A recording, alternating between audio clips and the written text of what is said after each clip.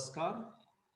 Electrochemistry के इस chapter में हम लोग आज डिस्कस करेंगे अभिगमनांक को प्रभावित करने वाले कारक यानी फैक्टर अफेक्टिंग ट्रांसपोर्ट नंबर।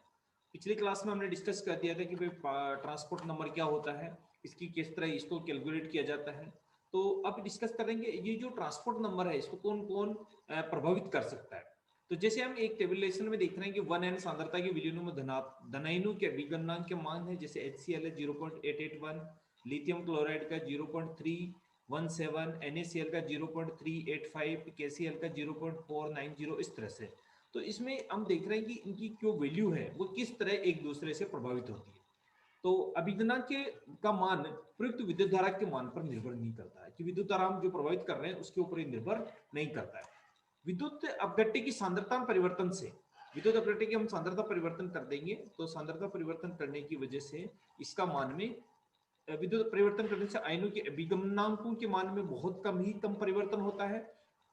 आर्गेनिकर ने इसको परिभाषित कर दिया है, किसी सांद्रता वाले विलयन में यदि किसी आयन के अभिगमनांक Ti के लिए निम्न सूत्र माने कि Ti = Ti infinitive यानी -a/√c, अतः T इंफिनिटिव उस आयन की अनंत तनुता का अभिगमनांक है तथा a पर a एक स्थिरांक है। ताप का प्रभाव यानी ताप बढ़ाने पर T प्लस और T माइनस के मान बदलते हैं, तो T प्लस और T माइनस के मान 0.05 की रेंज में रहते हैं। इस प्रकार उच्च तापों में धनाइन और ऋणाइनों के अभिगमनांक के मान भी लगभग समान होते हैं, क्योंकि उच्च ताप पर आयनों के समान प्रकृति गति करने की प्रवृत्ति होती है। विद्युत अपघट्य की प्रवृत्ति क्योंकि T प्लस U/U+V V व धनाइन का अभिगमनांक धनाइन के वेग U पर निर्भर करता है और विद्युत अपघट्य में इसके साथ उपस्थित ऋणाइनों के वेग V पर निर्भर करता है। इस प्रकार का मान उपस्थित धनाइनों के वेग पर भी निर्भर करता है। अर्थात उदाहरण के लिए NaCl में C- का अभिगमनांक 0.604, अतः HCl में Cl- का अभिगमनांक 0.1661 प्राप्त होता है। HCl में Cl का अभिगमनांक कम करने के कारण यह है कि Na+ आयन की तुलना में H+ आयनों का वेग कहीं अधिक होता है, अतः HCl में अधिकांश धारा H+ द्वारा ही लाई जाती है और Cl का अंश बहुत ही कम होता है। आयनों का जलयोजन करते हैं तो अधिक जलयोजन होने पर आयनों के आकार वृद्ध हो जाते हैं, माने बड़ा हो जाता है, वह इसके फलत उसकी गति कम हो जाती है, जिससे अभिगमनांक भी कम होता है।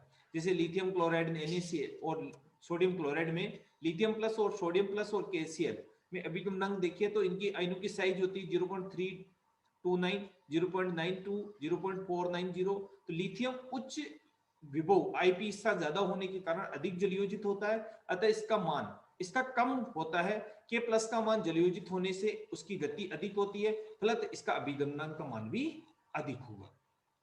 जटिल आयन बन गया, माने कॉम्प्लेक्स मॉलिक्यूल्स बन गया।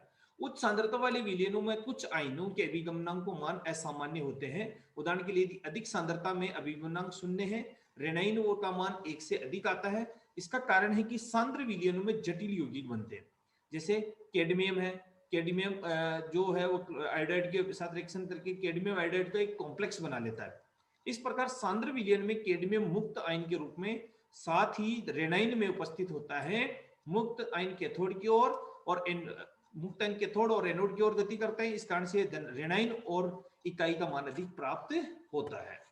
आयनों की स्पीड क्या होगी, गति क्या होगी, आयनों की स्पीड और आयनिक गतिशीलता में क्या रिलेशनशिप है। विलयन में किसी भी आयन की गति विद्युत प्रवणता का अनुमापन करती है। 1 वोल्ट प्रति सेंटीमीटर विद्युत प्रवणता वाले विलयन में आयनों की सेंटीमीटर प्रति सेकंड में गति को ही आयनों की आयनिक गतिशीलता कहते हैं। इसकी इकाई सेंटीमीटर स्क्वायर से सेंटीमीटर इनवर्स मानी वोल्ट इनवर्स होती है। अतः अनंत अनुता पर तुल्यंकी आयनिक चालकता व मानों के आयनों की गति भी समानुपाती होती है, अतः आयनिक गतिशीलता के भी समानुपाती होती है। इसके मध्य निम्न प्रकार के संबंध को हम डिफाइन करते हैं। Lambda infinitive plus minus equal to क्या हो गया U इंफिनिटिव। लैम्डा की F इसको अगर दे तो समानुपाती स्थिरांक दे दिया F लैम्डा U धनायन की अनंत अनुता पर आयनिक गतिशीलता है, F समानुपाती स्थिरांक है जिसको फैराडे से रिप्रेजेंट करते हैं। ये जो होता है ऋणायन की अनंत अनुता पर आयनिक गतिशीलता जो लैम्डा माइनस अपॉन F। इस प्रकार आयनिक गतिशीलता का मान तुल्यंकी आयनिक चालकता में फैराडे अथवा 96500 कूलम का भाग देकर ज्ञात किया जा सकता है, जिसको हम एक टेबल से रिप्रेजेंट करते हैं। जैसे H प्लस इसकी ये होगी 36 लिथियम की, सोडियम की, पोटेशियम की, इसी तरह से रेनाइनो की OH की 0.20.50, फ्लोराइड की 5.70, क्लोराइड की 7.90, ब्रोमाइड की 8.13। इस तरह से टेबुलेशन फॉर्म में इनकी तनुता दिखा सकते हैं। अब एप्लीकेशन ऑफ द कंडक्टिविटी, चालकता का क्या मापन का क्या एप्लीकेशन है। किसी दुर्बल विद्युत अपघट्य के C सांद्रता वाले विलयन में विद्युत अपघट्य की वियोजन की मात्रा निम्न सूत्र द्वारा ज्ञात कर सकते हैं। जैसे लैम्डा C सांद्रता वाले विलयन की तुल्यांक की चालकता लैम्डा C अपॉन अनंत तनुता पर विलयन की तुल्यांक की चालकता lambda infinity. Lambda C alpha C equal to lambda C upon lambda infinity plus lambda infinity minus lambda infinity का मान कोल कोरेंस नियम की सहायता से ज्ञात किया जा सकता है, जबकि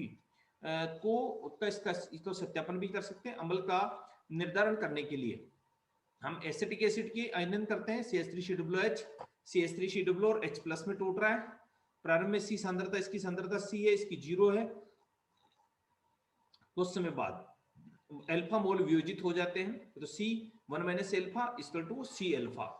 एसिटिक एसिड की हमने जब वियोजन स्थिरांक निकाल रहे हैं तो CH3COO माइनस और H plus upon CH3COOH C alpha dot C alpha C1 minus alpha C alpha square upon 1 minus alpha. पर एसिटिक एसिड के लिए वियोजन की मात्रा alpha equal to lambda C upon lambda infinity. इस प्रकार का मान समीकरण में हम द्वारा ज्ञात किया जा सकता है। अल्प विलेय लवणों की विलेयता का निर्धारण कैसे करेंगे। यदि अल्प विलेय लवणों की विलेयशीलता ज्ञात करनी होती है तो उसे ताजा अवक्षेप को धोकर चलायक जल में मानी कंडक्टिविटी वाटर में धोया जाता है, गर्म किया जाता है तथा विलयन को तब तक ठंडा किया जाता है जबकि उसकी विलेयता लवण में विलेयता रहती है। इसके अनुसार जब जल को घुलकर संतृप्त विलयन बनेगा तो शेष मात्रा नीचे बैठ जाएगी। इस संतृप्त विलयन की विशिष्ट चालकता मापने का काम आती है। अतः माना चालकता जल की विशिष्ट चालकता है, उसे घुले हुए या विले हुए लवण की विशिष्ट चालकता यदि लवण की विलेयता ग्राम तुल्यांक की भार प्रति लीटर है तो तुल्यांक की चालकता लैम्डा C व्यक्त करते हैं। Lambda infinity 1000 Ks minus KH2 upon C, क्योंकि लवण अल्प विलेय है अतः विलयन अत्यंत तनु होगा, अतः उसकी तुल्यांक की चालकता को अनंत तनुता की चालकता माना जा सकता है। अतः lambda infinity equal to 1000 S minus KH2 upon C। इस समीकरण के द्वारा काल-कोरेंस के नियम के दोनों को जोड़ देंगे। C इक्वल टू ये हमें इस प्रकार विशिष्ट चालकता जल की विशिष्ट चालकता मापकर और ज्ञात करके उसकी नॉर्मलता को ज्ञात कर सकते हैं। इसके बाद में हम देखते हैं कि जल की आयनिक गुणनफल कैसे ज्ञात करेंगे। शुद्ध जल जब दुर्बल विद्युत अपघट्य होता है तो अल्प मात्रा में निम्न प्रकार वियोजित होता है। H2 H प्लस और OH माइनस में टूटता है। KW equal to H plus और OH माइनस। जल को 25 डिग्री सेंटीग्रेड पर शुद्ध जल की विशिष्ट चालकता K का मान ज्ञात करने पर वह ओम इनवर्स सेंटीमीटर इनवर्स पाया गया। तो लैम्डा इक्वल टू तुल्यांक की चालकता 1000 K upon C equal to 1000 K upon lambda. चूंकि शुद्ध जल में आयनों की सांद्रताएं बहुत कम होती है, अतः हम इसके कारण तुल्यांक की चालकता को अनंत तनुता पर तुल्यांक की चालकता मान सकते हैं। काल-कोरेंस के नियमानुसार lambda infinity H2 lambda infinity H plus और OH माइनस 349.8 198 इसकी 548.4 ओम सेंटीमीटर और कूलम में इसका रिजल्ट आ जाता है। C इक्वल टू ये हम वापस काम करके तनुता निकालने पर 1.03 ग्राम तुल्यांक की प्रति लीटर।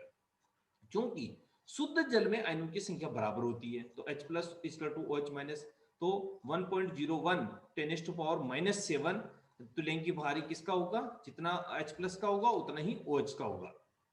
क्योंकि ये आयन एक संयोजी है अतः ग्राम तुल्यांक इक्वल टू ग्राम मोल, अतः प्रत्येक की सांद्रता 1.01 गुणा 10 टू पावर माइनस 7 मोल प्रति लीटर होती है। KW equal to 1.01 multiply by 10 to power 7 इसका मानी कि 1.02 10 टू पावर माइनस 14 मानी 25 डिग्री सेंटीग्रेड पे इसके द्वारा हम डिटरमाइन कर सकते हैं। अब एक लवण है, लवण का जल अपघटन स्थिरांक किस तरह ज्ञात करेंगे। अगर लवण है तो प्रबल अम्ल और दुर्बल क्षार का एक लवण लेते हैं हम, जिसे BA नाम दे दिया उसको। BA प्लस H2 में इसका बनाते हैं तो BOH और HA बना जाता है, दुर्बल अम्ल और प्रबल क्षार बन जाता है। तो B प्लस A माइनस इस plus H2 BOH plus H plus A minus BH2। इस तरह से स्टार्ट में 1 मोल था 0 0 उसके बाद में H इसकी मात्रा वियोजित होगी तो HH हो गया, और इसकी 1 - H हो गया। H लवण भी जल अपघटन की मात्रा है। क्योंकि बना हुआ जो दुर्बल क्षार है वो दुर्बल है, अतः इसे हम लगभग आयनित मान सकते हैं। अर्थात लवण विलेयता की चालकता में इस क्षार का योगदान नगण्य होता है। अतः लवण विलयन की चालकता जल अपघटित लवण 1 - H तुल्यांक वो बने हुए अम्ल H तुल्यांक के कारण होती है। Lambda equal to 1 - H lambda Ba plus H lambda infinity HA, तो H equal to alpha lambda minus lambda Ba upon lambda infinity HA minus lambda Ba। यहां बना अम्ल चूंकि प्रबल है, अतः ये पूर्ण आयनित होता है। इसकी तुल्यंकी चालकता को अनंत तुल्यता पर तुल्यंकी चालकता मान सकते हैं। कार्ल-रॉन्स के नियमानुसार इसे हम ज्ञात करते हैं कि लैम्डा लैम्डा क्या हो गया, लवण के नियम की कुल तुल्यंकी चालकता, जिसे लवण की विलेयता का विशिष्ट मापन कर ज्ञात किया जा सकता है। लैम्डा Ba जल अनवघटित लवण है, Ba तुल्यंकी चालकता, इसे मापने के लिए लवण की विलयन में काफी मात्रा में दुर्बल क्षार मिलाया जाता है, जिससे कि समीकरण द्वारा साम्य बाईं ओर खिसक जाता है और लवण का जल अपघटन अब उतना कम हो जाता है कि जिसको बोलते हैं कि इस स्थिति में लवण के लगभग हम अनअपघटित मान सकते हैं कि आधिक्य में इस लवण की तुल्यंकी चालकता ज्ञात कर सकते हैं। क्योंकि जल अपघटन नियतांक जहां C इक्वल टू लवण विलयन की सांद्रता वो H का मान रखकर ज्ञात किया जा सकता है। अब कंडक्टिविटी टाइट्रेशन कैसे होती है? अनुमापन में चालकता मापन द्वारा अंतिम बिंदु को एंड पॉइंट को ज्ञात करने की विधि को चालकता अनुमापन कहते हैं। चालकता सेल में अनुमापन टाइट्रेट का विलयन लेकर उसमें 5 गुना अधिक सांद्रता वाले विलापन विलयन ब्यूरेट की सहायता से थोड़ा थोड़ा मिलाया जाता है। अनुमापन मिलाने के बाद वो हर बार चालकता ब्रिज की सहायता से चालकता मापी जाती है, जो पिछले लेक्चर में हम डिस्कस कर चुके हैं। प्रक्षेपित चालकता में तनुता प्रभाव को सही करने के लिए V plus X upon V से गुणा करके संशोधित चालकता ज्ञात की जा सकती है। जहां अनुमापन का आयतन वो मिलाए जाने अनुमापन का आयतन, संशोधित चालकता C V plus X upon V, C यहाँ पर अपेक्षित चालकता है, संशोधित चालकता C को मिलाई दे अनुमापन आयतन के विरुद्ध आलेख हम बनाते हैं। अतः अंत बिंदु से पहले और बाद में विलयन की चालकता परिवर्तन को प्रवृत्ति अलग होती है। अतः आलेख में अंत बिंदु से पहले और बाद की स्थिति के लिए अलग अलग सीधी रेखाएं प्राप्त होती हैं। इन दोनों रेखाओं को प्रतिच्छेदन रेखा बिंदु अनुमापन और अत्यंत बिंदु दर्शाते हैं। इस बिंदु में संगत अनुमापन का आयतन ज्ञात करने पर करके अज्ञात विलयन की सांद्रता ज्ञात की जा सकती है। जैसे ये दो प्रकार की होती है, अम्ल क्षार अनुमापन और अवक्षेपण अनुमापन। अम्ल क्षार कैसे होगा? इसमें एक अम्ल होगा, एक क्षार होगा। तो प्रबल अम्ल और प्रबल क्षार अनुमापन में अम्ल की चालकता सेल लेते हैं, ब्यूरेट में 5 गुना सांद्र विलयन में अम्ल मिलाया जाता है, यानी H plus HCl plus NaOH की अनुमापन किया जाता है। तो H plus Cl minus Na plus OH minus equal to Na plus Cl minus और H2 बन जाता है। ये इसके लिए, वो इसके लिए, और एक बिंदु बनता है, इसको अनुमापन के एंड पॉइंट इसको दिखा दिया जाता है। प्रारंभ में विलयन की चालकता और आयनों के कारण जैसे जैसे क्षार मिलाया जाता है, अधिक गतिशील आयन आयतन की क्रिया कर अनायनित बना लेते हैं। अधिक गतिशीलता आयनों के स्थान पर विलयन में मंद गति वाले N+ आयन आ जाते हैं, जिसे अनुमापन चालकता के मिश्रण कम हो जाता है। अत्यंत बिंदु पर, अंत बिंदु पर जो एंड पॉइंट है, चालकता न्यूनतम होती है, क्योंकि समस्त H+ आयन की जगह अब मिश्रण में आगे होते हैं। एंड पॉइंट के बाद NaOH मिलाने पर अब गतिशीलता आ जाती है, जिससे चालकता बढ़ती है। NaOH की क्रमशः अधिक मात्रा मिलाने से चालकता बढ़ती जाएगी। इस प्रकार चालकता व आयतन आरेख में दो सरल रेखाएं प्राप्त होगी, जो काटती है कि संगत मात्रा में चालकता सेल में लिए जाने को उदासीन करने की काम आती है। प्रबल अम्ल दुर्बल क्षार अनुमापन, इसमें प्रबल अम्ल ले लिया एक तरफ, दूसरी कंडीशन में दुर्बल क्षार ले लिया। इस अनुमान चालकता सेल में लेते हैं, 5 गुना सांद्र क्षार इसमें मिलाया जाता है ब्यूरेट की सहायता से। H+ हो गया और NH4OH हो गया, इनके बीच में कंडीशन टाइट्रेशन, इसमें चालकता और क्षार के बीच में टाइट्रेशन करते हैं। और ये जो वाले टाइट्रेशन होते हैं, इसको प्रबल अम्ल दुर्बल क्षार अनुमापन आलेख कहते हैं। अधिक गतिशील आयनों का स्थान मंद गति वाले आयन द्वारा लेने की मिश्रण की चालकता कम होती है। अतः बिंदु के पश्चात क्षार मिलाने पर चालकता में वृद्धि नगण्य होती है, क्योंकि क्षार बिंदु दुर्बल होने से मुक्त आयन नहीं मिलते हैं। तीसरा आता है दुर्बल अम्ल और प्रबल क्षार, माने कॉम्बिनेशन बनाना है हमारे को। अम्ल की चालकता ज्ञात करते हैं, तो CH3 प्लस Na+ और OH-, तो CH3 प्लस Na+ और H2। इसमें जो चालकता आरेख मिलेगा वो इस तरह का मिलेगा। दुर्बल अम्ल होने के कारण इसकी चालकता कम होती है, जैसे जैसे क्षार मिलाते हैं प्रबल विद्युत अपघट्य बनता है जिसके पूर्णतः आयनन के कारण मिश्रण की चालकता बढ़ती है।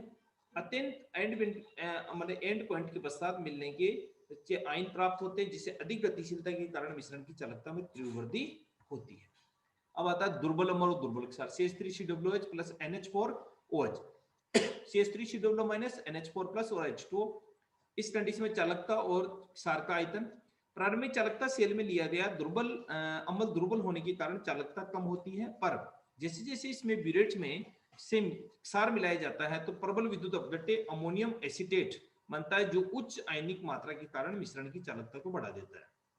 इस प्रकार क्षार मिलाने से अधिक लवण बनता है जिससे आयनन के कारण मिश्रण की चालकता बढ़ती है। अत्यंत एंड पॉइंट के बाद क्षार मिलाने पर चालकता में बहुत कम परिवर्तन होता है, अतः क्षार के दुर्बल होने से इसमें आयनन बहुत कम होता है और मुक्त बहुत कम मात्रा में हो पाती है। अवक्षेपण की बात करें तो अवक्षेपण में क्या करते हैं, जैसे Ag एक में दूसरा मिलाया और पीपीटी बन गया, Ag plus AgNO3 plus KCl मिलाया तो Ag प्लस और AgCl का अवक्षेपण हो गया। इसको अवक्षेपण अनंत बिंदु एंड पॉइंट बन जाता है। चालकता सेल में सिल्वर नाइट्रेट विलयन की निश्चित मात्रा लेकर उसमें ब्यूरेट की सहायता से सांद्र विलयन मिलाया जाता है। प्रारंभिक चालकता के कारण मिलाने पर आयनों के स्थान पर आयन आ जाते हैं और चूंकि अन्य इन दोनों आयनों की गतिशीलता लगभग समान होती है तब मिश्रण की चालकता में कोई विशेष परिवर्तन नहीं होता है। एंड पॉइंट के पश्चात मिलाने पर मिश्रण में आ जाने के कारण चालकता में वृद्धि होती है। इस प्रकार एंड पॉइंट से पहले रेखा और बाद की रेखा प्राप्त होती है जो एक्स पर काटती है और उसे एक्स को हम क्या कहते हैं, ये वाली स्थिति जो बनती है कि ये रेखा इधर चलेगी, ये रेखा चलेगी, बीच का जो पॉइंट बनेगा उसको हम एंड पॉइंट कहते हैं।